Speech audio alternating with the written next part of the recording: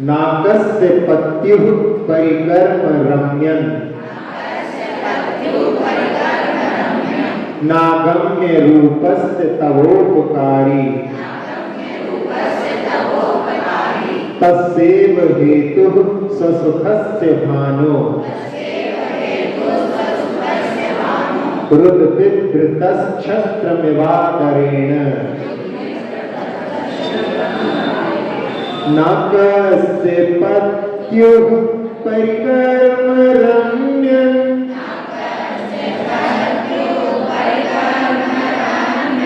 नागम्य रूपस्य तवोपकारी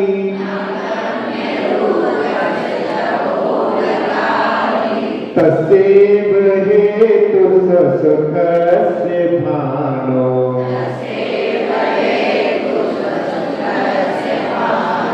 हृद्विभृतश्छत्रमिवादरेण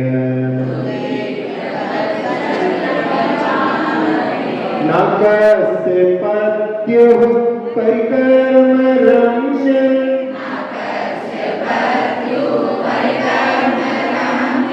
नागम्य रूपस्य तवोपकारी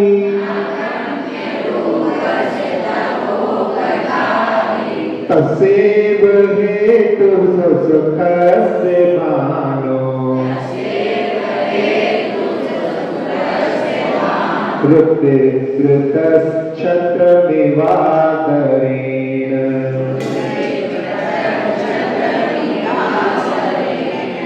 महाकवि धनंजय इस काव्य में कह रहे हैं कि नाकस्य पत्युः, नाक जो है शब्द स्वर्ग के लिए आता है, तो जो स्वर्ग के पति हैं ऐसे इंद्र ने परिकर्म रम्यम बहुत मनोहर भगवान की सेवा की और ना अगम्य रूपस तवोपकारी, भगवान का जो स्वरूप है उससे कोई परिचित नहीं है, अगम्य स्वरूप है उनका, और उनकी जो सेवा की वो उनका कुछ उपकार करने वाली नहीं है। तस्यैव हेतु ससुखस्य, उसने जो सेवा की वो उसके स्वयं के सुख के लिए ही हेतु है, कारण है। और इसमें उदाहरण देते हुए कह रहे हैं कि भानो जो सूर्य है उसके लिए उत्विभृता छत्रम एव आदरेण, कोई आदर के साथ में उसको छत्र को धारण करे कि हम उसके लिए छत्र लगाते हैं। अब सूर्य तो इतना ऊपर है, छत्र आप यहाँ पे दिखाओगे तो उस छत्र से सूर्य का तो कुछ उपकार नहीं होगा, आपके लिए छाया प्राप्त हो जाएगी।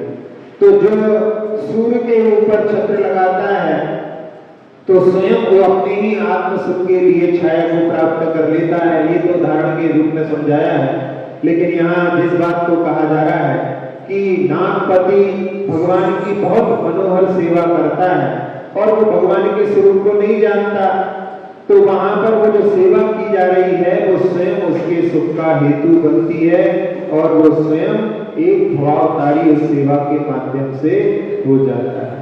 तो जो देव शास्त्रों की आराधना सेवा आदि में लगा रहता है वो उनका उपकार तो नहीं करता, उनके लिए उपकार की उनके स्वरूप से अभिज्ञ होने के कारण, लेकिन वो सेवा उसके स्वयं के ही कल्याण के लिए कारण होती है। और उदाहरण में बताया कि जैसे सूर्य के लिए कोई छत्र को लगाए तो उसकी छाया स्वयं उसके लिए ही प्राप्त होती है, वो उसके लिए ही आत्म सुख का कारण हो जाती है।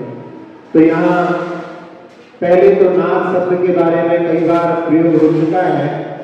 नास्ति अकम दुखम अत्र इति नाकः, जहां पर दुख नहीं होता वो नाक यानी स्वर्ग कहलाता है।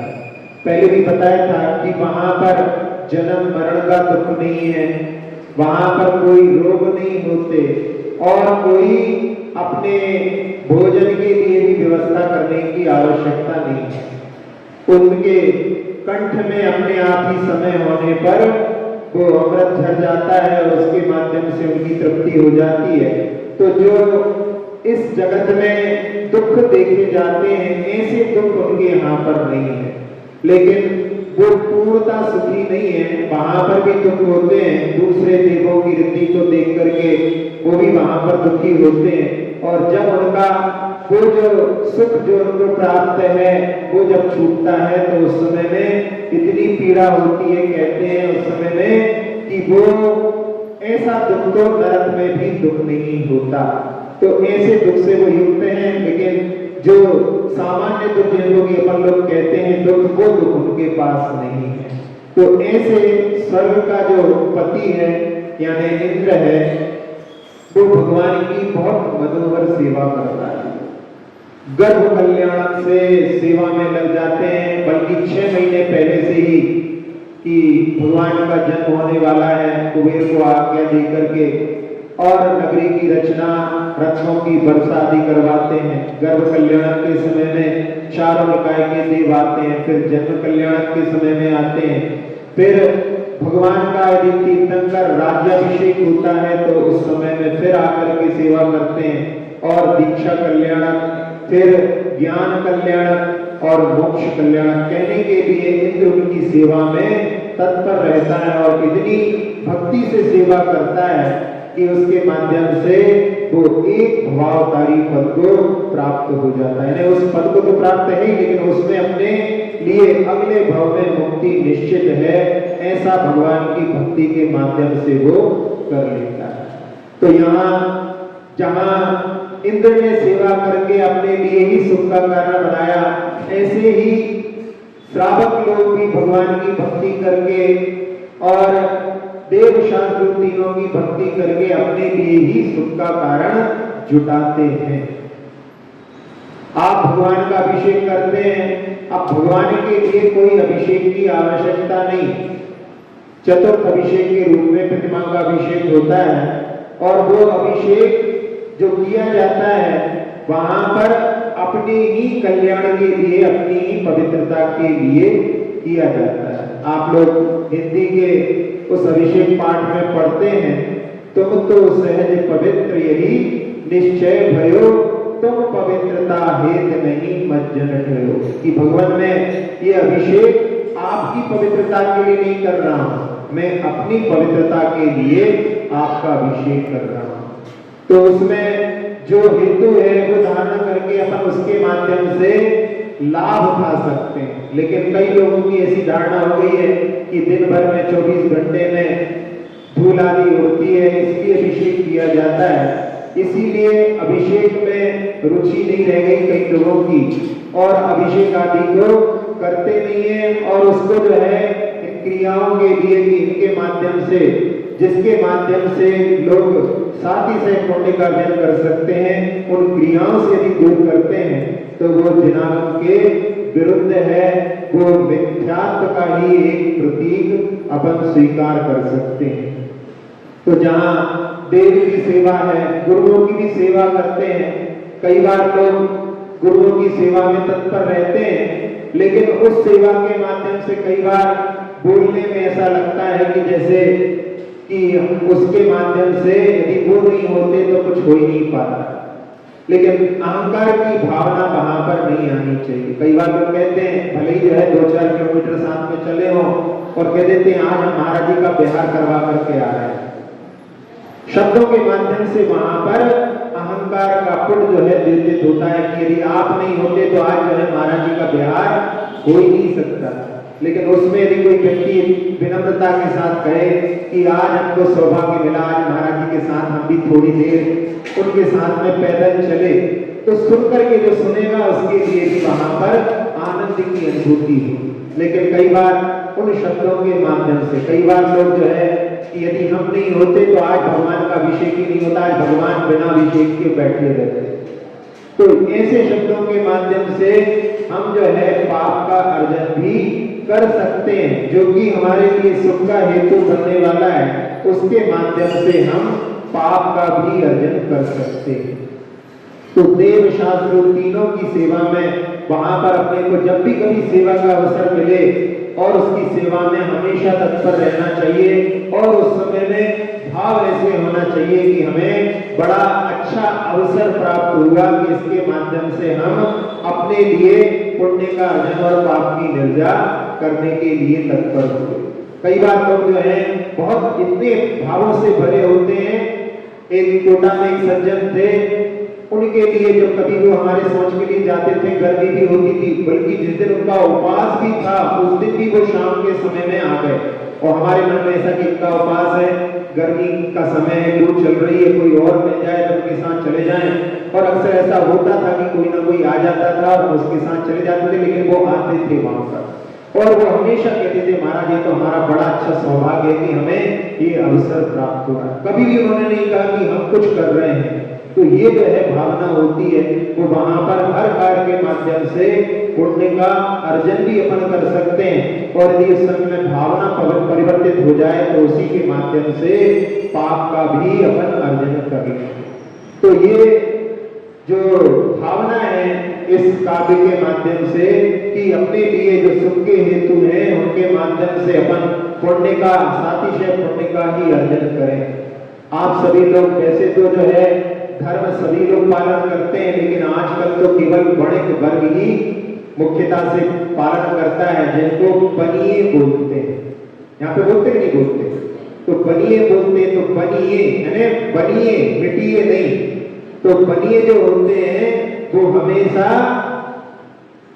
क्या करते हैं, फायदे का सौदा करते हैं, घाटे का सौदा नहीं करते। जिस सौदे में घाटा हो वो सौदा नहीं करते। इसलिए अपने को भावों में हमेशा ऐसी भावना रखना चाहिए कि अपना लाभ हो। अपन अपने भावों के द्वारा ही अपना अहित भी कर सकते हैं। तो अपने लिए इन कार्यों के माध्यम से हमेशा लाभ उठाने के लिए प्रयत्नशील रहना चाहिए। अब यहाँ इस काव्य के साथ साथ में एक बात और भी देख सकते हैं, जितने भी और कार्य हैं, यहाँ तो देवशास्त्र गुरु संबंधी हो ही गए, बाकी भी अपन संसार में बहुत सारे सेवा इसमें दिया है। परिकर्म शब्द जो है वो सेवा के लिए, और भी अपन लौकिक जगत में भी सेवा उपकार के कार्य करते हैं। उन कार्यों को करते हुए भी वहां पर शुभोपयोग रहता है और उसके माध्यम से भी पुण्य का अर्जन होता है। भले ही हमें उस समय में समझ में ना आए, लेकिन वो अपने लिए पुण्य को प्रदान करने वाला ही होता है। एक बार एक नगर में, जो कि विदेश में था, ब्राजील में, एक हॉस्टल में जहां पर गरीब बच्चे रहते थे और दंगे होने के कारण उनके यहाँ पर जो सप्लाई होती थी वो बंद हो गई। 5 दिन हो गए और उसमें बच्चे जो है भूखे थे। एक बच्चा वहां से निकल करके जो कॉलोनी थी उस तरफ गया, तो उसने देखा कि एक घर में एक महिला भोजन कर रही है और वहां से दूर से उसको जो दिखाई दे रही थी, और वो 5 दिन से भूखा था। उसने वहां पर घंटी बजाई, वो महिला बाहर आई, पूछने लगी क्या काम है। तो उसने कहा कि मैं कुछ आपसे मांगना चाहता हूं, मुझे बहुत तेज प्यास लगी है। बोलते ही बना पानी के लिए, तो बोलना ठीक है। और उसने उसको देखा और उसने सोचा कि नहीं, इसको पानी के साथ साथ में कुछ और देना चाहिए। तो उसने उसके लिए दूध और ब्रेड, 2 ब्रेड की स्लाइस और उसने दूध, उसके 1 गिलास दूध दिया। बच्चे ने भूखा था, उसको पीने खाने के बाद में जब निकला तो उस नेम प्लेट को बड़ी गौर से देख रहा था, जैसे कि वो अपने हृदय में उसको जो है स्थापित कर रहा था। समय व्यतीत हुआ और वो महिला जब वृद्ध हो गई तो एक बार एक एक्सीडेंट में घायल हो गई, बेहोश थी, उसको हॉस्पिटल में पहुंचाया गया और कैरोलिन स्पेशलिटी हॉस्पिटल में वो एडमिट थी। और जब उसको होश आया, उसने देखा वहां की फैसिलिटी, तो उसने सोचा कि बहुत महंगे अस्पताल में मुझे यहाँ पर पहुंचा दिया गया है, अब तो लगता है मेरी सारी जिंदगी बीमा की जो संपत्ति है सब इसमें समाप्त हो जाएगी। कहीं ऐसा ना हो कि मुझे कर्ज लेना पड़े, क्योंकि जितने बड़े हॉस्पिटल उतना ज्यादा खर्च। वो वहां पर घबरा रही थी और जब बिल आया तो उसमें लिखा था फुल्ली क्लियर्ड, यानी पे कर दिया गया है। और उसके आगे लिखा हुआ था 1 glass of milk and 2 slice of bread. तो इतने साल हो गए थे, उसको कुछ याद ही नहीं, भूल गई थी वो, उसको समझ में नहीं आया कि ये क्या है। तो उसने नर्स से पूछा, तो नर्स ने कहा कि हमारे हॉस्पिटल के जो मालिक हैं डॉक्टर कैल्विन, उन्होंने आपका बिल जो है पेमेंट कर दिया है। तो जिसने पेमेंट कर दिया है तो उसके प्रति जो है मिलने की भावना उसने रखी, और जब उनके पास पहुंची तो वो लड़का जो छोटा सा था वो बड़े रूप में है, तो कहां से पहचान पाएगी। और जब उसने उससे पूछा तो उसने कहा, आप भले भूल गई हो लेकिन मुझे तो अभी भी वो याद है कि उस विपरीत परिस्थिति में आपने हमारी मदद की थी, और मैं सोचता था कि कभी मुझे आपका जो है उपकार चुकाने का अवसर मिले, लेकिन ऐसा जो है अवसर भले ही इस प्रकार से मिला, लेकिन इसके माध्यम से मैं जो कुछ कर सका ये मेरे लिए बहुत एक जो है शुभ और आनंद की चीज रही। तो उस समय में वो वहां पर महिला सोचती है कि उस समय में जो छोटी सी मदद की थी वो इस रूप में भी फलीभूत हो सकती है, ऐसा कभी सोचा नहीं। तो जो उपकार के कार्य होते हैं वो इस प्रकार से भविष्य में भी कभी फलीभूत हो सकते हैं। जहां जिनेंद्र वर्णी ने शांति पथ प्रदर्शन में कि लोग सुख शांति को प्राप्त करना चाहते हैं, एक जब अपने को भूख लगी हो और उस समय में जब अपन कुछ खा लेते हैं तो थोड़ी जो पीड़ा शांत हो जाती है, तो एक शांति की सुख की अनुभूति होती है। और एक जो घर के सारे कार्यों में लगे हुए हैं, कोई जिम्मेदारी है, लड़की का विवाह है और उसमें अस्त व्यस्त हो रहे हैं पूरी व्यवस्थाओं में, जब सारी व्यवस्थाएं करके और लड़की को जब विवाह हो गया है, विदाई कर दी, तो उस समय में शांति से बैठ जाते हैं, जिम्मेदारी पूर्ण हो गई, उस समय में भी एक शांति की अनुभूति होती है।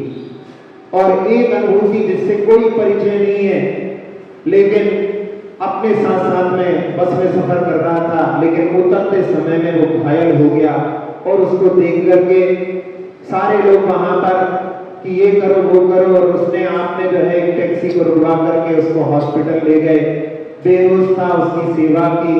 2-3 दिन के बाद में जब उसको आपने देखा, अब वो बिल्कुल स्वस्थ है, तो एक जो आनंद की अनुभूति होती है वो जो है दो पहले वाली जो शांति की अनुभूति है उससे ज्यादा जो है सुख देने वाली है, परिचित नहीं है। इसलिए तो परोपकार के माध्यम से भी जो एक आनंद की प्राप्ति होती है, तो उससे भी जो है अपन यहाँ पर कि वो जो है सामने वाले के लिए अपन जिसकी सेवा कर रहे हैं, जिसका उपकार कर रहे हैं, वो उसके लिए कितना फलीभूत होती है ये तो बात अलग है, लेकिन उसके माध्यम से अपन स्वयं अपने लिए, यहाँ पर जैसे कहा ना तस्सेव हेतु सुखस्य, वो जो परोपकार का कार्य है वो अपने ही सुख के लिए कारण बनता है। तो इसलिए अपने को ऐसे कार्यों में भी हमेशा तत्पर होकर के कार्य करना चाहिए। एक बार एक परिवार में धोबी आता था और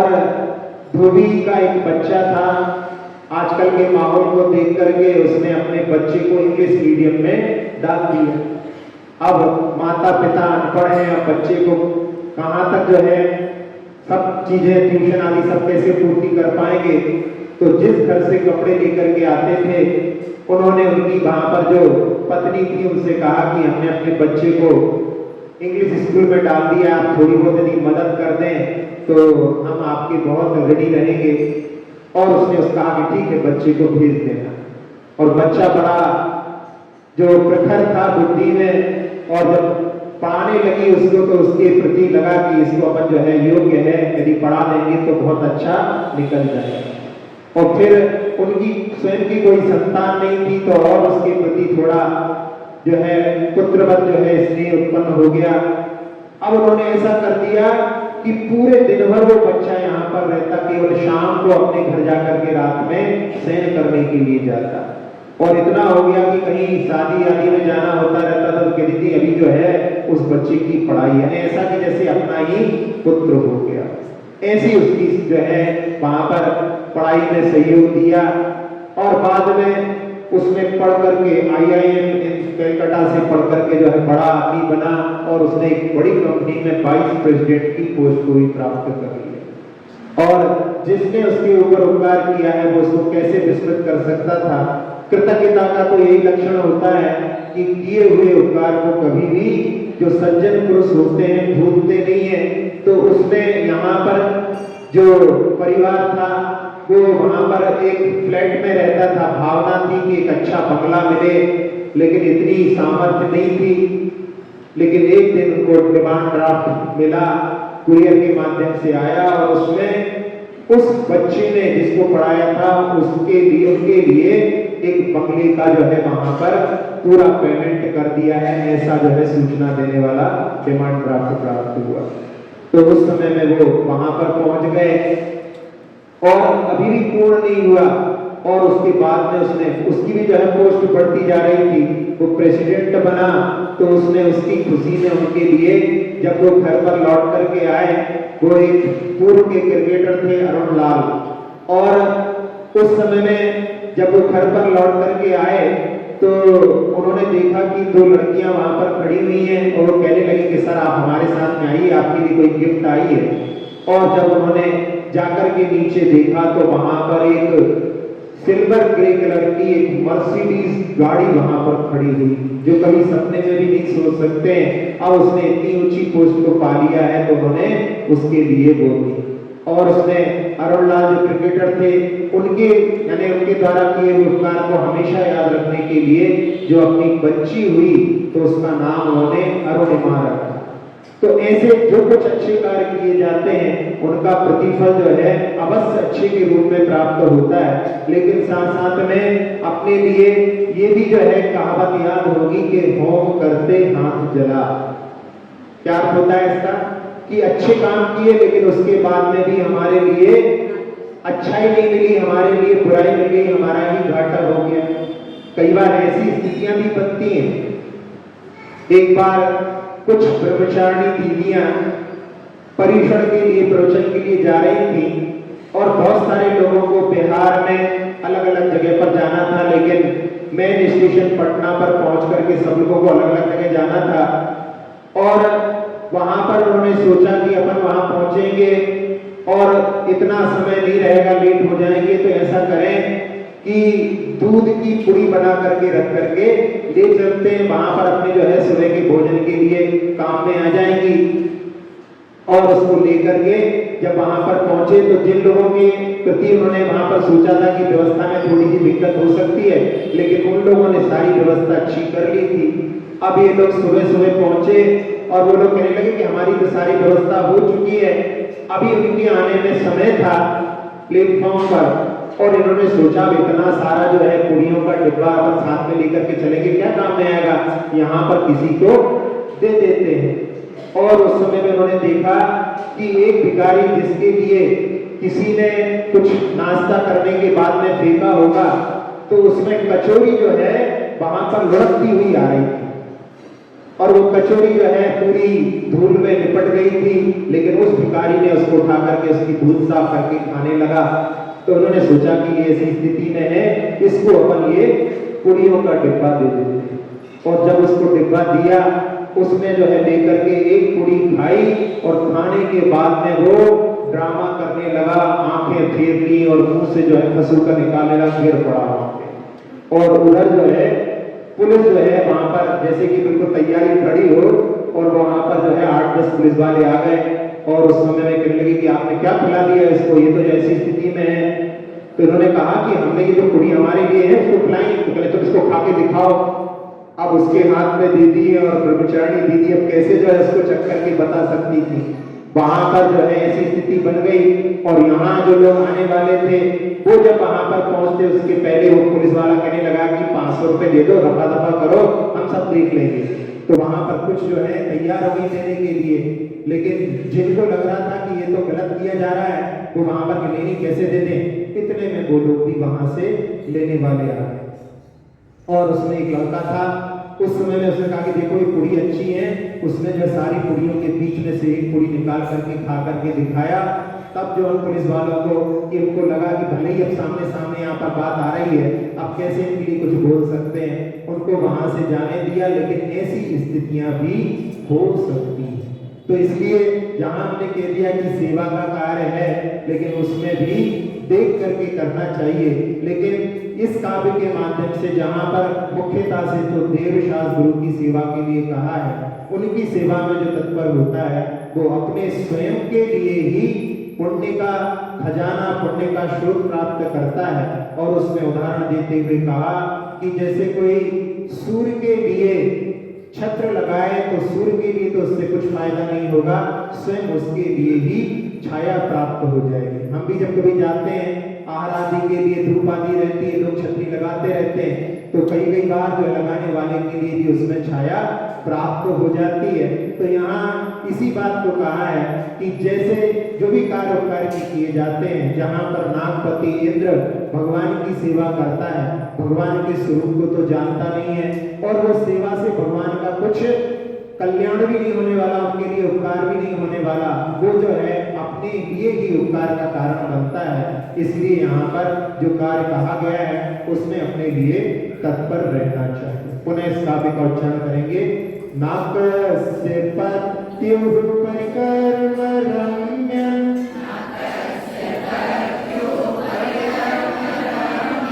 नागम्य रूप से तवोपकारी,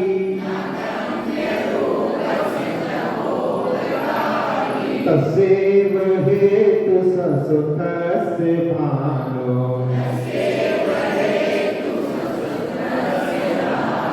वृत्तिवृतश्छत्रमिवातरेण,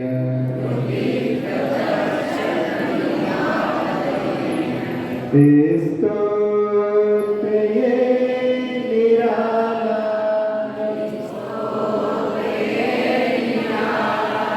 सब दुख को हरने वाला, भव विष का है प्रणाशक, प्रभु गुण की है ये माला, स्तोत्र ये निराला,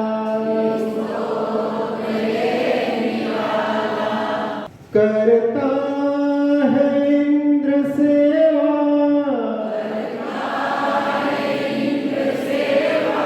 जिन राज की मनोहर, है स्वरूप जिन अगम्य, उपकार क्या जो दिन कर,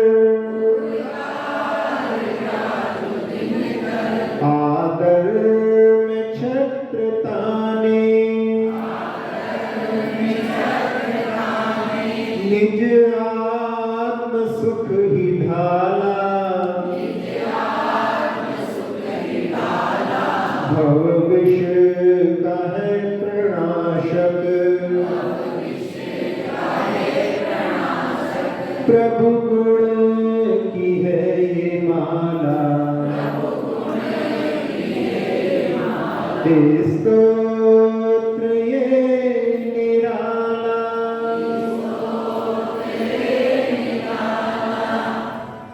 अक्षर पद मात्रा से दूषित वचन अगर ममहीन रहे, और प्रमाद कषाय के वश में सम्यक अर्थ विलीन किए, जिन वाणी माता मेरी उन सब त्रुटियों को क्षमा करे, दें आशीष शीघ्र हम सबको केवल लब्धि रमा मिले, प्राप्त हमें हो बोधि समाधि परिणामों की शुद्धि हो, निज आत्म उपलब्ध हमें हो शाश्वत सुख की सिद्धि हो, चिंतित वस्तु दात्री माता चिंतामणि उपमा भाती, करूं वंदना पूर्ण विनय से चरण रखूं मैं ये पाती, कर जिन वाणी स्तुति तन की ममता टार, महामंत्र का जाप अब सभी जपे नव बार,